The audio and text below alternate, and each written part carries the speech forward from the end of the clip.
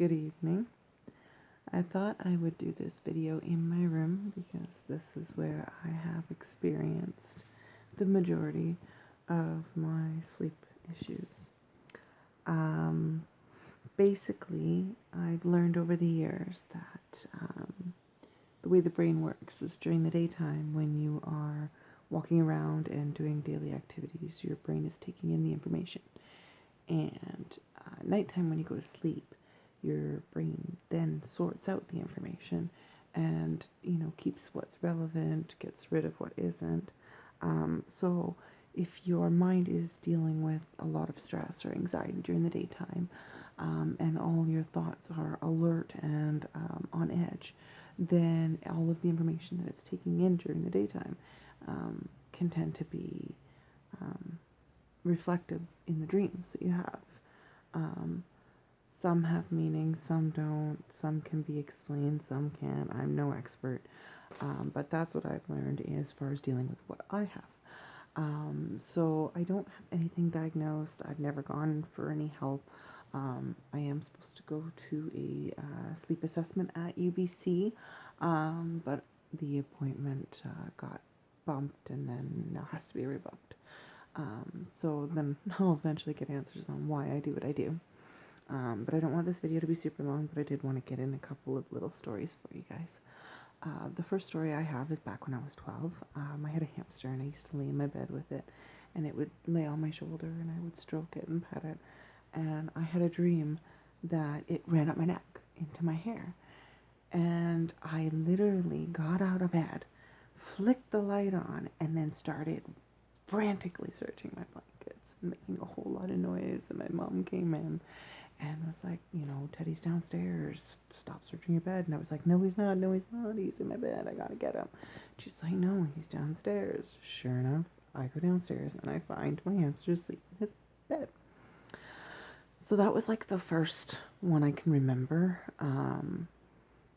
I had lots of circumstances where I would just run in the middle of the night. I'd get up out of my bed and I'd run downstairs. And then I'd get out to the kitchen, and usually it was the light of the stove showing the time that would snap me out of it. And I would be standing there, and I'd be feeling the feelings and the emotions I was feeling when I took off and ran out of my bed. Oh, heart racing, and like somebody was breaking in, or there was a fire, or panic, always panic. And then I would go, oh, you're just dreaming, go back to sleep. And I would come back up to bed. I have a time when sorry, I'm reading notes just because I figured I'd go off track.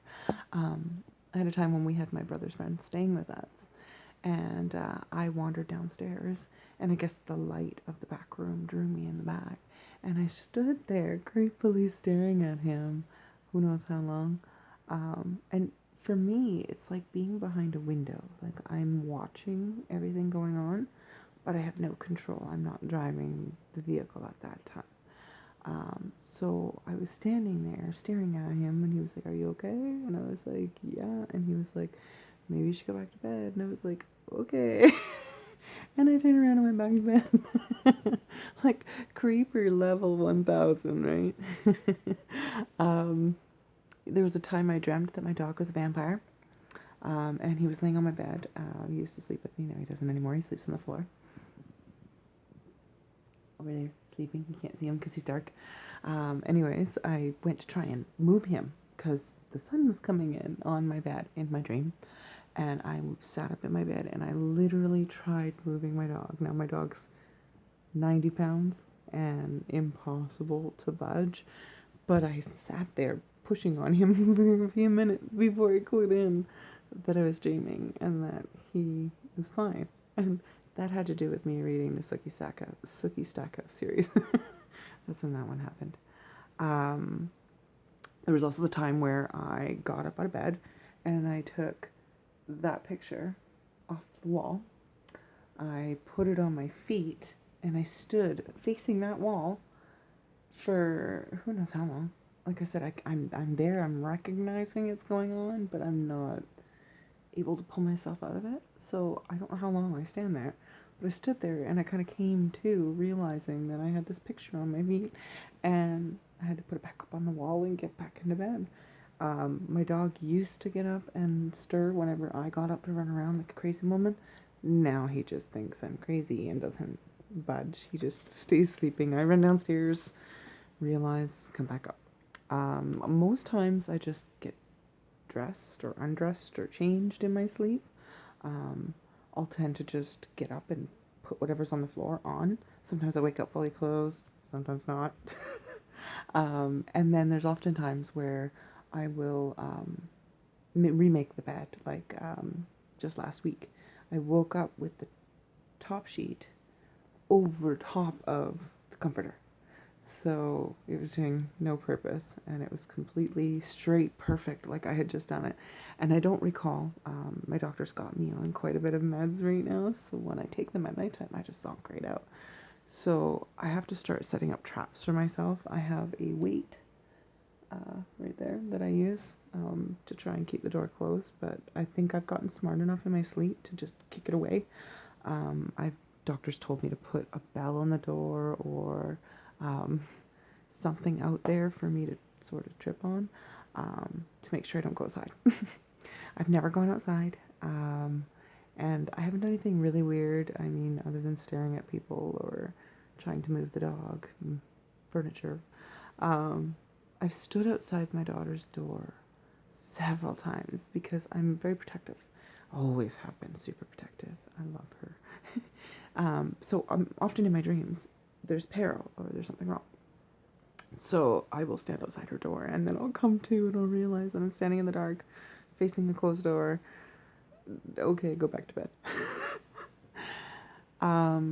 There is something a little scarier I've dealt with a couple times, and that's sleep paralysis. Paralysis.